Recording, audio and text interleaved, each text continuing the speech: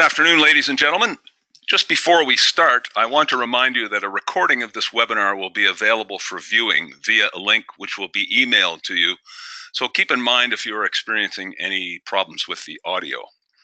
We welcome any questions that you may have. You can type them into the chat menu at any time, but these will not be addressed until the end of the presentation. If I am unable to answer your questions immediately, rest assured that I will find the answers and get back to you as soon as possible. So welcome to Goodbye Water Hammer, Hello Pump Protection. My name is John Anderson. I am the Regional Sales Manager for Western Canada for Triangle Fluid Controls, and I am pleased to be your host for this afternoon's webinar. So today, folks, we're going to talk about check valves in general, and specifically we're going to talk about non-slam check valves. So I'm going to start off with a check valve overview featuring little bits of information about swing check and double door type check valves and how they compare with non-slam check valves. We're going to be talking about check valves and their relation to flow. We're going to talk about some ideas around sizing check valves, some ideas around reverse flow and water hammer.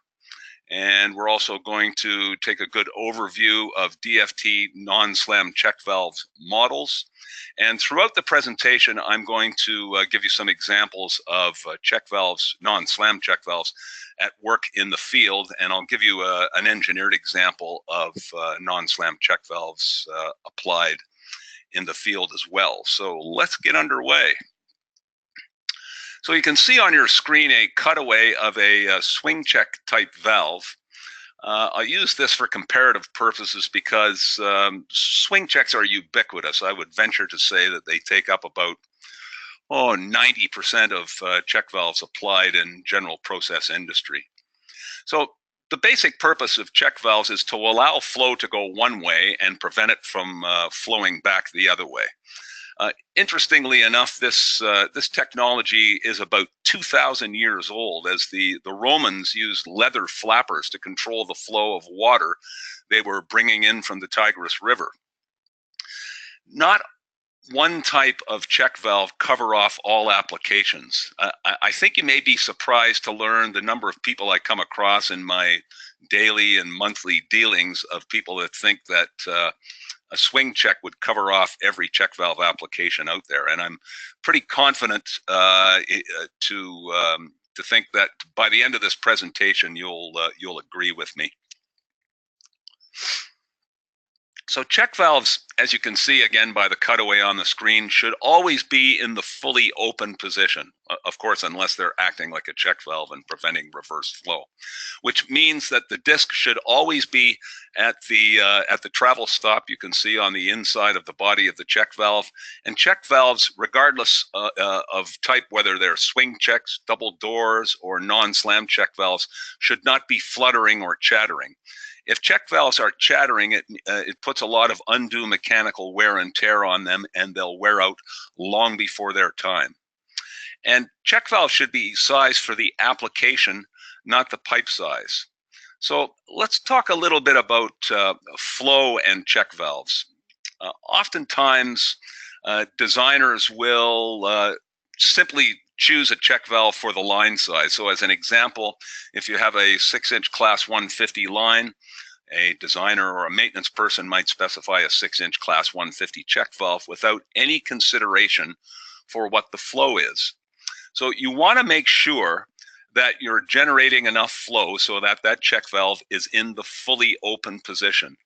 Now, this isn't a hard and fast rule, but generally you should be looking at generating about 2 meters per second in order to keep a check valve in the fully open or stable position.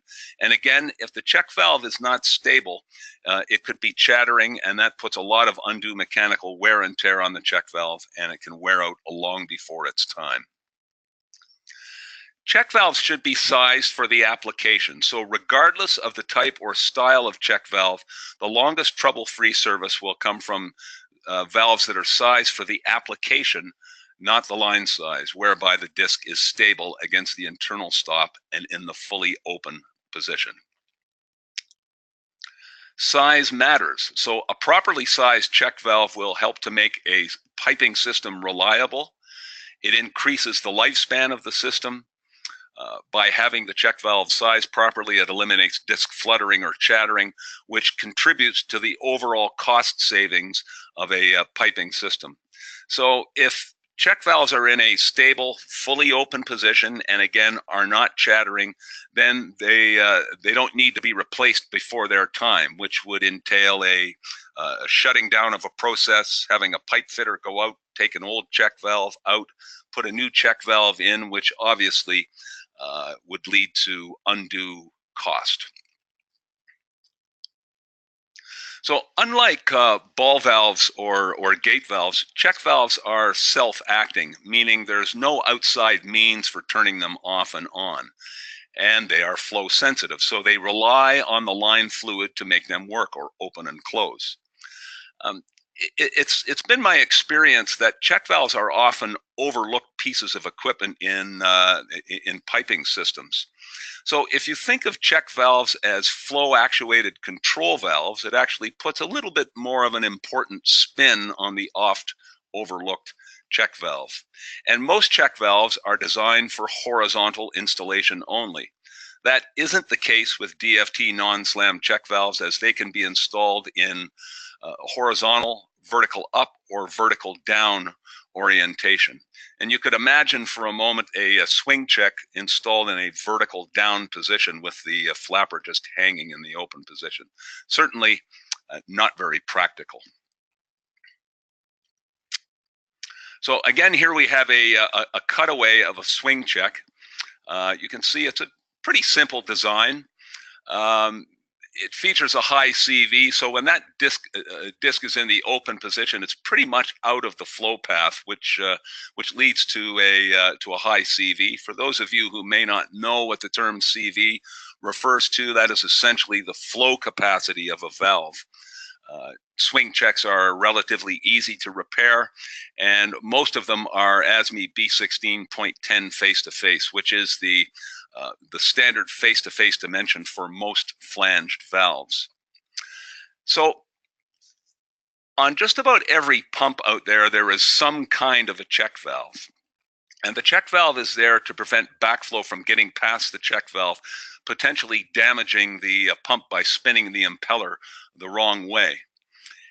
Swing checks and double door type check valves are perfectly applicable on pump discharge in what I call light duty applications, meaning that the pump's not cycling very often, not a large volume of media going through, let's say water for the case of our discussion.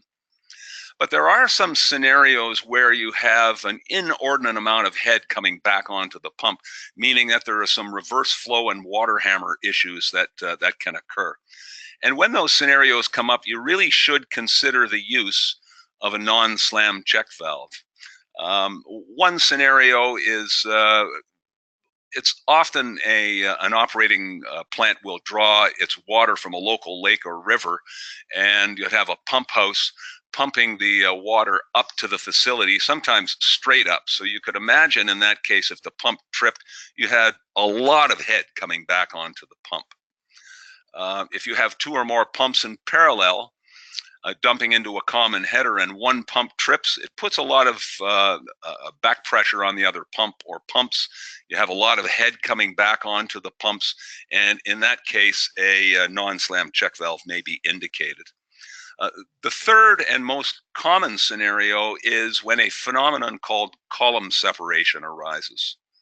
So that's when you have a pump on grade. The pump is busy, meaning it's cycling often, and there's a considerable amount of volume going through the pump. Again, let's assume that we're talking about water for the sake of our discussion. If a swing check, or to a lesser degree, which we'll talk about in a few slides, a double door type check valve were to have been misapplied in a situation where reverse flow and water hammer can be a problem, a couple of things can occur. So if the pump's happily pumping along, and let's say the pump trips due to a power failure, that column of water will continue down the line until it separates from the pump, as indicated by that term column separation. And when that occurs, it's akin to taking an elastic band and stretching it. So if I had an elastic band between my two hands and I stretched it out and I let one end go, it would come snapping back toward my other hand. The same thing can occur with that column of water. So it comes snapping back toward the pump. And if a swing check or a double door type check valve were to have been misapplied in that situation, a swing check doesn't close quickly enough to prevent the backflow from getting past the check valve, potentially damaging the pump by spinning the impeller the wrong way.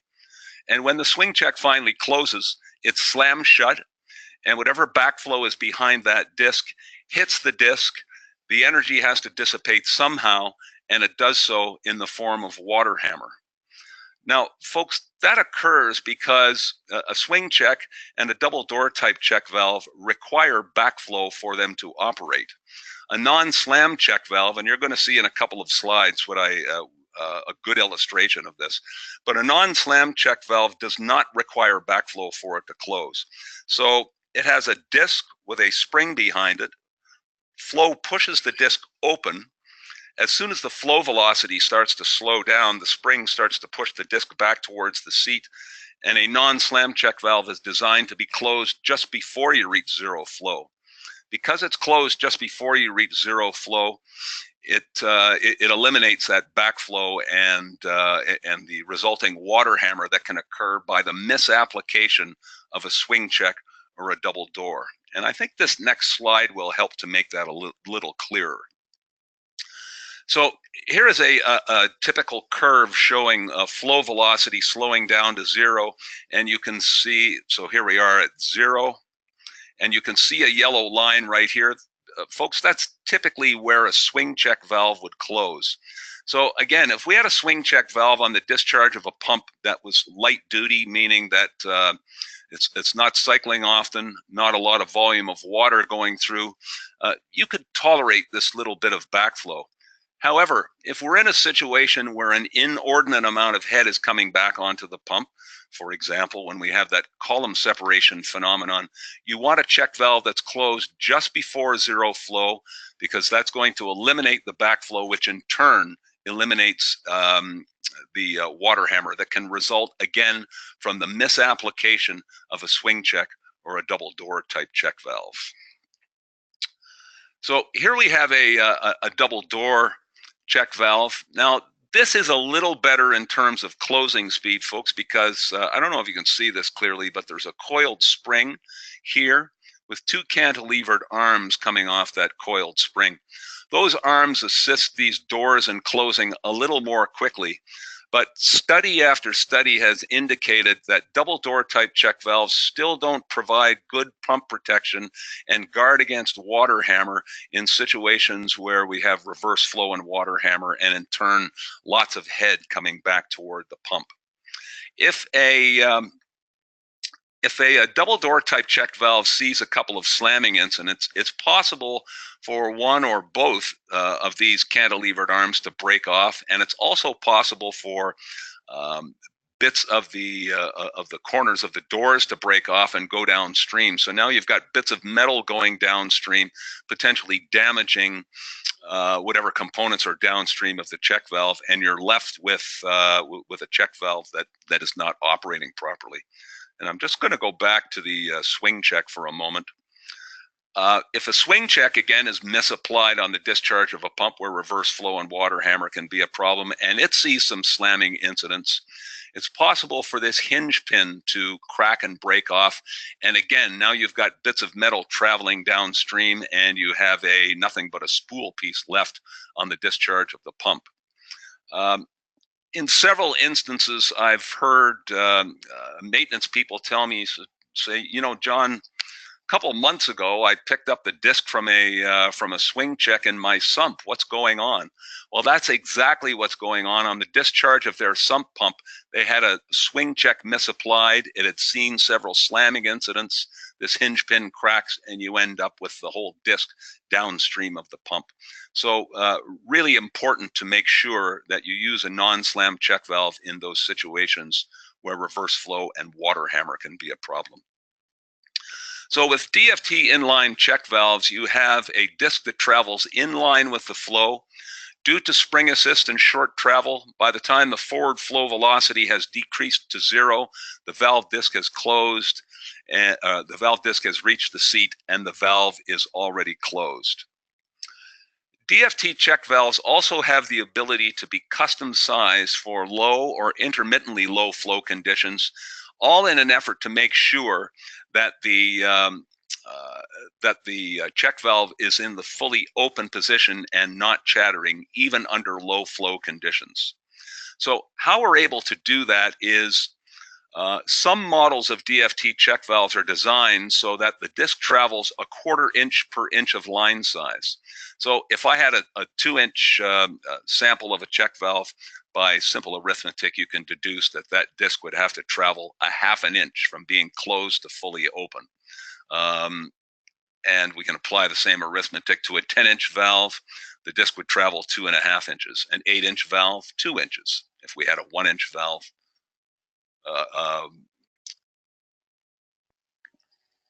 if we had a 4-inch valve, the disc would travel 1 inch. So this is kind of a simple example of how we're able to custom size these valves. And I say a simple example because the engineering department at DFT has an ISA-based sizing program, which they take your flow parameters, input them, and it gives you a lot of information, which we'll talk about in a second. So I'm just going to go up here to the this is an illustration of one of the models of DFT non-slam check valves. So this happens to be actually a 2-inch valve. And so again, this disc is going to travel 1/2 inch between being closed and fully open. So we know that it's rare for a fluid line to be at full flow.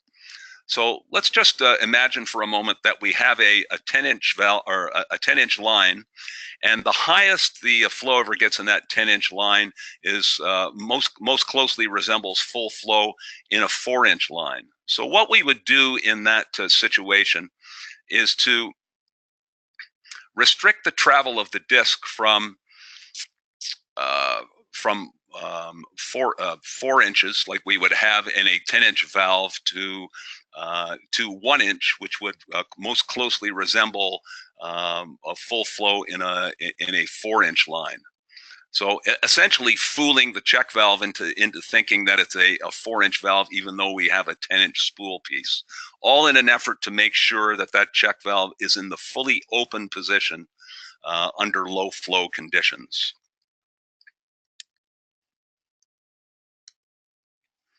So DFT check valves are designed to prevent water hammer, and you're going to see in a few slides they don't completely prevent water hammer. So we're not talking about flat curves here as far as the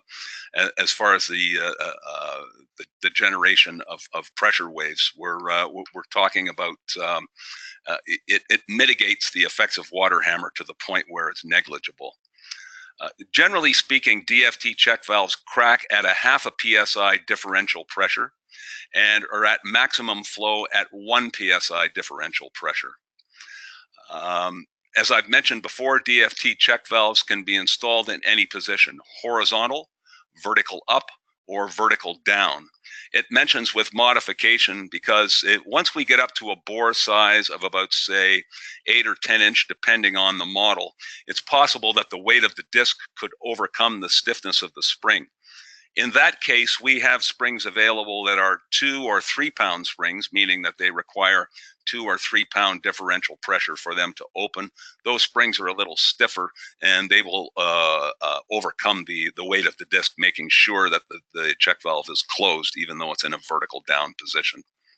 On the other end, if you have applications that require a light cracking pressure, DFT check valves are available with springs as light as 1/10 of a PSI. So DFT check valves are so-called center guided, meaning that, and I'm just going to flip here forward, center guided, meaning that we have a stem right in the center of the disc. In smaller bore check valves, 1/2 inch through 3 inch, the check valve is so-called body guided, meaning the outside diameter of the disc is guided by the inside diameter of the body. Several models of DFT check valves are also so-called dual guided. And I think you can see in the illustration here, we have a stem upstream and downstream of the disc, meaning that the disc is held in place on either side of the disc. Now, folks, that's important to consider, because good engineering practice dictates that check valves should be installed 5 to 10 pipe diameters downstream from the discharge of the pump. And that's a good rule of thumb to follow, because at that point, flow is becoming laminar, and check valves, as well as other components, tend to operate better in laminar flow than they do in turbulent flow. However, it's not always possible to get that 5 to 10 pipe diameters downstream from the discharge of the pump, mostly due to physical space restrictions. So in fact, I've seen situations where DFT check valves are mounted right on to the discharge of the pump. And what that means for the check valve is that the disc here would constantly see, the disc here would constantly see more pressure on one side of the disc than the other. So I think you can see that, mechanically speaking, because some of our competitors in the non-slam check valve world feature a design that utilizes a single guided disc, so a stem just downstream from the disc. So mechanically speaking, I think you can see that a situation where you're inside the 5 to 10 pipe diameters, the flow is turbulent, the disc is seeing more pressure on one side than the other constantly, that mechanically a dual guided disc system would stand up better in that application than a design that features a single guided disc. Now, we talked about custom sizing, whereby we can custom size these check valves for low or intermittently low flow conditions. I mentioned that DFT Engineering has an ISA-based sizing program where we take your flow parameters, input it into the program, and with a push of a button, it will tell us that, no, actually, the check valve that you're considering using will work off the shelf for your flow conditions, meaning that there's enough flow to create enough lift so that the check valve is in the fully open position and is stable. Or it will tell us, no, we need to custom size that check valve, and we do so by installing a travel stop just underneath the spring here, restricting the travel of the disc, all in an effort to make sure that that check valve is in the fully open position. And that sizing program will give us such information as the exact dimension of the travel stop to be installed, the adjusted CV of the valve, and also the pressure drop across the valve for your particular flow conditions. Now, the default configuration for DFT check valves is a metal-to-metal seat, but if you require bubble-tight closure, we have plenty of soft seat options available, of course, pressure, temperature, and media dependent. The default material for most DFT check valves is a WCB or carbon steel body with 3/16 stainless steel trim and a 3/16 stainless spring. In Alberta, where I come from, the vast majority of valves that we sell feature an Inconel spring, just in case there's trace H2S considerations. But what I'm trying to say is that we offer check valves in a variety of alloys, so full stainless, low temp alloys. In the mining business, we'd offered full Manel or titanium valves. So essentially, any alloy that's machinable, we can build these check valves from. So DFT check valves are critical service problem-solving application type check valves. So we're not in the business of trying to take over the check valve world, in that we're trying to replace every swing check or every double door check valve that's in service in process applications around the world. Swing checks and double door type check valves are perfectly fine pieces of equipment. The problem comes up is when they're misapplied on the discharge of pumps, where reverse flow and water hammer can be a problem. So DFT inline check valves prevent water hammer. And again, you're going to see in a few slides, we're not talking about completely flat curves, but they mitigate water hammer to the point where it's negligible. They guard against reverse flow protection by being closed just before you reach zero flow, which in turn protects pumps from spinning backwards because it prevents backflow from getting past the check valve. Which also prevents parts from going downstream, which occurs if you misapply a swing check or a double door on pump discharge, where reverse flow and water hammer can be a problem. Those check valves see slamming incidents, and as I've already described, it's possible for bits to break off and go downstream, potentially damaging components downstream of the check valve. If the check valve is properly sized, I've already mentioned that sometimes custom sizing is required to keep the check valve in the fully open position under low flow conditions, or if a check valve is going to work for your flow conditions off the shelf. So if a valve is sized properly for the application, long life is typically assured. I know of several instances where DFT check valves have been in service for 20 years or more with the same internals as they started with. Due to the ability of DFT check valves to be custom sized, they've been nicknamed the control valve of check valves. So let's talk a little bit now about some of the or all of the DFT check valves that are available.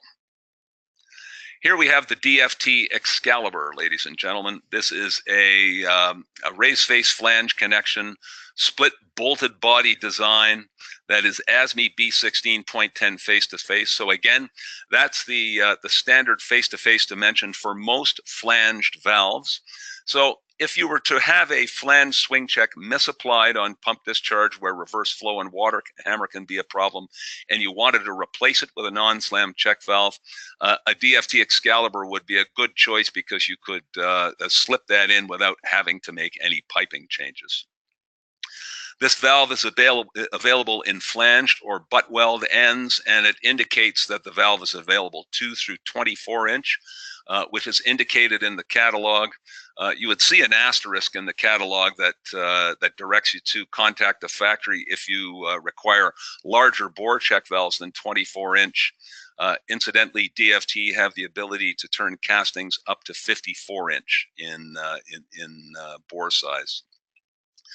A typical application for the DFT Excalibur, it's a popular valve for the discharge of high-pressure boiler feed water pumps, as an example. That occurs typically in the oil and gas business in SAGD operations, which stands for steam-assisted gravity drainage. The boiler feed water discharge is a very critical service. If those pumps go down, the entire operation will go down. So those end users are highly dependent on DFT Excalibur check valves. Another typical application is on the discharge of lean amine booster pumps in a refinery, as an example. If they lose their lean amine, the hydrotreaters in a refinery go down, and if the hydrotreaters go down, the entire refinery will go down. So again, just a good illustration of how critical a service these check valves are applied on. The next model we're featuring here is a DFT model GLC. It's also a raised face flange connection, but is a ANSI short pattern, meaning it has a short face-to-face, short in comparison to ASME B16.10 face-to-face. For that reason, this model is favored in new installations where people can design around the short pattern of the check valve. It's available 1 through 24 inch. Again, DFT has the ability to turn larger castings than 24 inch. Available in ANSI class 150 through 1500. And again, available in WCB body, full stainless steel, and other alloys, as I've mentioned before. 316 stainless steel trim, raised face RTJ ends, and as you can see, it's a unibody valve. Kind of looks like a globe valve from the outside. Typical application for a GLC, also a popular valve for the discharge of high pressure boiler feed water pumps, as an example.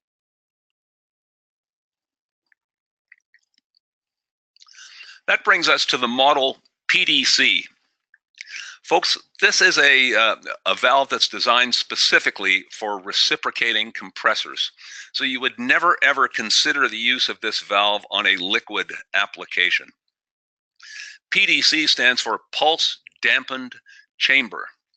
And the pulse dampened chamber comes from some additional apparatus to this valve above and beyond a typical non-slam check valve. So you can see here, we have a spring with a disc that operates in the same manner as the other models. But additionally, we have an annulus that runs through this valve, and you can see a small ball check here. The ball check and the annulus operate in concert to equalize the body cavity pressure so that this check valve will not chatter between strokes of a compressor. So if I were able to show you a full working model of a PDC and we open the disc and let it go, meaning to shut it, unlike other DFT check valve models that snap shut immediately when you let go of the disc, this one would slowly find its seat, slowly meaning about a second to a second and a half. And you could hear air bleed off through the annulus downstream. Again, that annulus and ball check operate in concert to equalize the body cavity pressure so that this valve doesn't chatter between strokes of the compressor. Incidentally, folks, if you go to YouTube and just search DFT check valves, you'll find a number of really good animations of the operation of DFT check valves, including the PDC here. So if it's a little unclear about how this valve operates, I urge you to do that. And I think the animation that's posted on YouTube there will make that clear to you. If it doesn't, feel free to email me. The next model we'll take a look at is the WLC, wafer lift check. Obviously, this is a wafer style valve, meaning it would be sandwiched between two flanges, gasket on either face, meaning the bolting is external on this valve. API 594 is the standard face-to-face dimension for most wafer-style valves, and the WLC here only conforms to API 594 in class 600 and above. That's because in the lower pressure classes, class 150 and 300, we needed extra width to accommodate the dual guided disc. And I mentioned already the importance of a dual guided disc, particularly when you have a check valve installed in turbulent flow, which is inside the 5 to 10 pipe diameters downstream from the discharge of the pump. So, important for us to have that dual guided disc in this valve. This valve is ideal for pump discharge. A good example is the discharge of produced water pumps. Next, we have another wafer style valve. This is the TLW, tapped lug wafer. Really important feature about this valve, ladies and gentlemen, is that the bolts are not exposed, but we still have a wafer style valve. There are several facilities out there that do not like to have exposed bolts. So if they want to use or utilize a wafer style valve, this is an excellent choice. API 594 face-to-face throughout its entire range. It is a single guided disc, so as I mentioned before, I would only recommend the use of this valve if you can achieve the 5 to 10 pipe diameters downstream from the discharge of the pump. Raised face, wafer ends, available 2 through 24 inch, and as I've already mentioned, there are no exposed bolts, but at the same time, we offer a wafer style valve in this model. Another wafer style model that we offer is the DFT ALC, available 2 through 24 inch throughout its entire range. Also API 594 face-to-face dimension throughout its entire range. So again, we have a valve here that features a single guided disc only. Again, would only recommend the use of this valve if we can achieve the 5 to 10 pipe diameters downstream from the discharge of the pump. As you can see here, available in class 150 and 300. That brings us to the DFT basic check. Interestingly, ladies and gentlemen, this check valve is very, very similar to the original design of non-slam check valves brought about by the Americans during the Second World War in the 1940s, when they were looking for a fast-acting check valve. Incidentally, DFT have been building non-slam check valves for more than 70 years. So the basic check, available 1/4 inch through 1.5 inches. You can see the pipe thread in the back and a larger thread up front. This is designed to thread into a reducing coupling or an elbow, essentially making that the body of the check valve. This valve features full stainless steel construction. By far and away, the largest application for the basic check is on the gas annulus of wellheads, where we're trying to keep gas from backing up into the production well on a wellhead. They love this basic check style because it can be installed in a multitude of positions and doesn't freeze up in the wintertime as swing checks are wont to do. Next, another small bore check valve is the DFT SCV, and this is a great example, a good illustration of a body guided disc. So in other words, as I've mentioned before, the outside diameter of this valve is guided by the inside diameter of the body. This valve is available in pressure class 750 through 3600 CWP, or cold working pressure, equivalent to PSI, but downrated for temperature. It's available in threaded or socket welded ends. It's a full stainless steel construction, features an Inconel spring or X750, and complies with NACE MRO 175.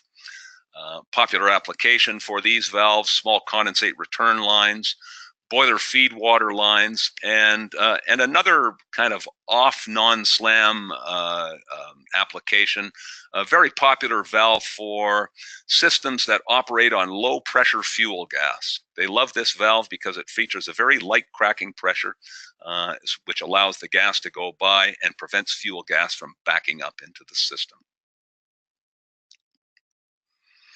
Here we have a DFT vacuum breaker, ladies and gentlemen. It is configured in the opposite manner of a non-slam check valve. So a non-slam check valve would have a disc with a spring behind it. Flow pushes the spring open. In this case, it's going to be used as a vacuum breaker. So let's imagine for a moment if we had a vessel with a pipe piece or a pup piece coming off of it going to atmosphere. A vacuum breaker would be installed on the top of the pup piece.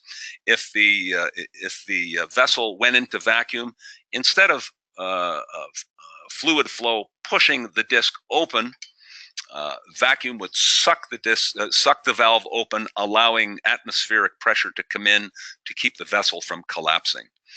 It's also applicable not only on pressure vessels, but tanks, and to prevent lined pipe from collapsing.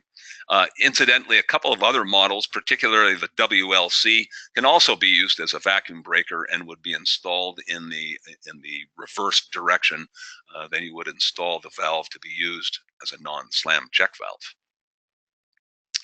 And that brings us to last but not least, but the DFT Y caliber. I think you can see why it's aptly called the Y caliber. It is a Y pattern non-slam check valve that features a pressure seal bonnet and is also inline repairable. It's available 4 through 14 inch in class 600 to class 2500. Butt weld ends can be installed horizontally or vertically. Typical applications for this check valve, again in high pressure applications in the power industry, where we have a lot of class 1500 applications and above.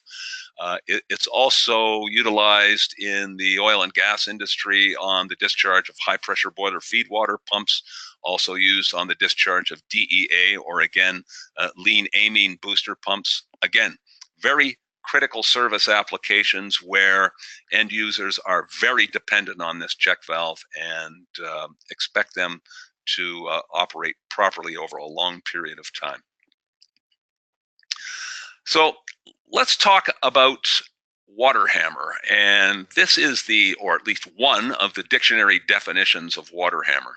The generation and effect of high pressure shock waves or transients and column separations, as I've mentioned before. This is where we earn our money in relatively incompressible fluids such as water when it is stopped abruptly by an object such as a valve disc. So incompressible fluid is really the crux of why water hammer can be so damaging to piping systems. So imagine, if you will, if I had a pipe in my hand and it was filled with water to the point where you couldn't compress it anymore.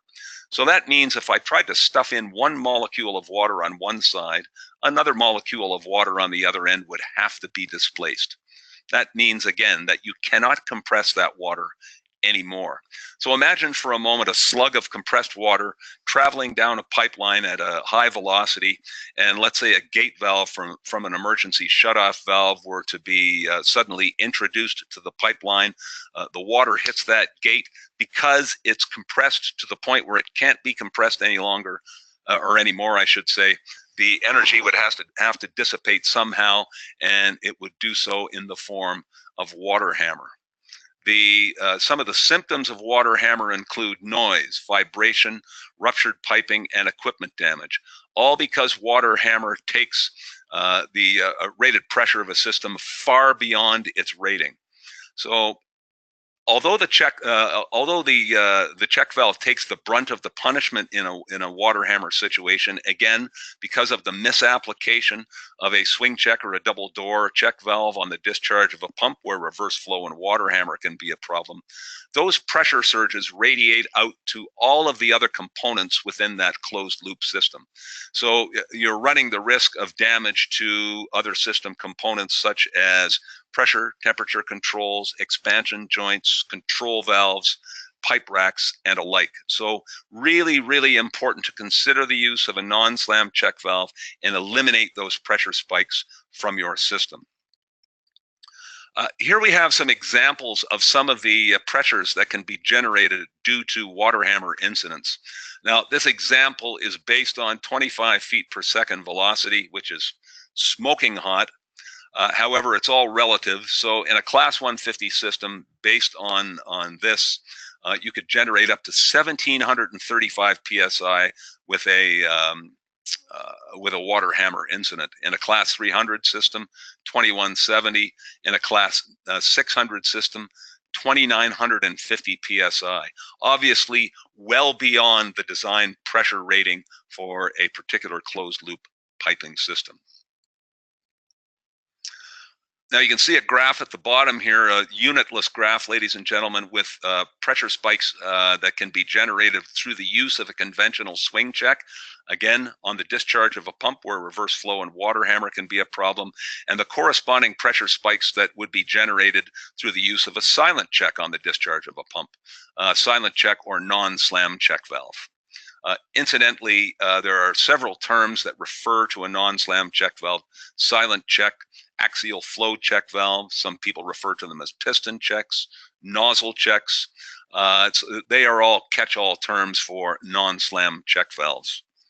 The piping diagram that you see above, ladies and gentlemen, refers to a real-world application that I'd like to refer to you now. An oil company was experiencing some very severe problems at one of their fuel truck loading stations. Severe vibration and noise were occurring from their lines from the pump to the loading station. The company was concerned about possible damage to the pump and associated equipment. In an attempt to correct the situation, they hired a consultant to examine the system and determine the exact cause of the problems. The installation consisted of a pump here, a discharge swing check valve, approximately 750 feet of piping leading to the loading platforms, and a shutoff valve at each platform. To determine exactly what was happening, the consultant attached sensitive pressure transducers and a strip recorder to the pump suction, the outlet of the check valve, and the inlet of the shutoff valve. What he documented was the classic water hammer situation shown below. When the truck loading valve was closed, a standing wave develops, causing the pressure at the pump discharge to rise from about 150 psi here to over 600 psi here in 1/100th of a second.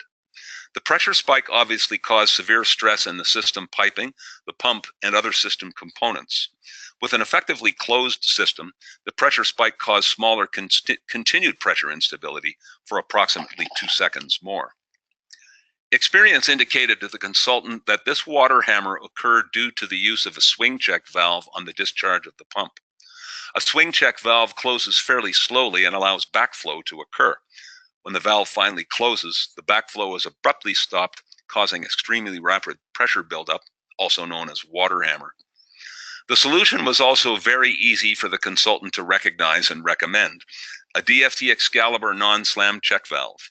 Based on the proven successes in the past, the consultant knew that the dual-guided, inline, spring-assisted design of the DFT Excalibur would prevent backflow from occurring. With no backflow, the cause of the water hammer would disappear. The very economical recommendation of an 8-inch Class 150 DFT Excalibur was accepted by the oil company. The valve was installed, and all of the vibration, noise, and system damage was eliminated. Sometime later, the consultant was in the area and decided to document the change in the system. Shown below is a strip chart of the same installation with the readings taken after the installation of the DFT Excalibur non-slam check valve. This shows that the Excalibur not only eliminated the pressure spikes at the pump discharge, it also greatly reduced the pressure changes at the pump suction and at the discharge valve. And again, folks, we're not talking about completely flat curves here, but I think you'll wholeheartedly agree with me that the water hammer was mitigated to the point where it's insignificant.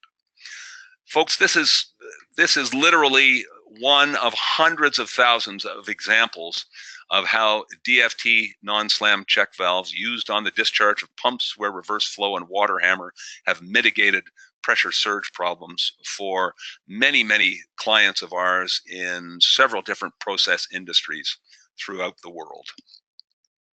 So in summary, history shows that check valves can be the most problematic pipe equipment installed. Designers should consider spending more time in looking at their check valve selection criteria in order to have the most cost-effective and maintenance-free valve installed. Now I'll entertain any questions that you may have, and if you can't think of any questions now that you might like to ask, again, you can see my email address featured there. Feel free to email me in the future, and I can answer your questions at that time. We have a question from John Shaver. The question is, are any of your check valves adequate for use in liquid slurry service, light to heavy slurries? John, that's an excellent question. Obviously, because DFT check valves feature a rather large flow element right in the line of flow, we have to be very careful with applications where there is ingrained solids or indeed any slurry services. So obviously you wouldn't want to use a DFT check valve in a sewage application where there are lots of rags or other bits of stuff going through. However, the DFT check valves will tolerate some entrained solids. So my recommendation to you would be to, if you have an application where you're considering using a non-slam check valve on the discharge of the pump in a slurry service, is to get as much detail as you can about the entrained solids and send it to me, and I will refer it to the DFT engineering people, and they'll be able to give us a pretty definitive opinion as to whether they would recommend the use of the valve or not. So I hope that answers your question. And if it doesn't, then feel free to follow up with me on via email, and we'll make sure that we get that answer to you. Any other questions, folks? All right. For potentially future webinars, if anyone has any suggestions for future topics, we would love to hear from you. Um, Ladies and gentlemen, thank you very much for your participation in today's webinar, and I wish you all well. Thank you.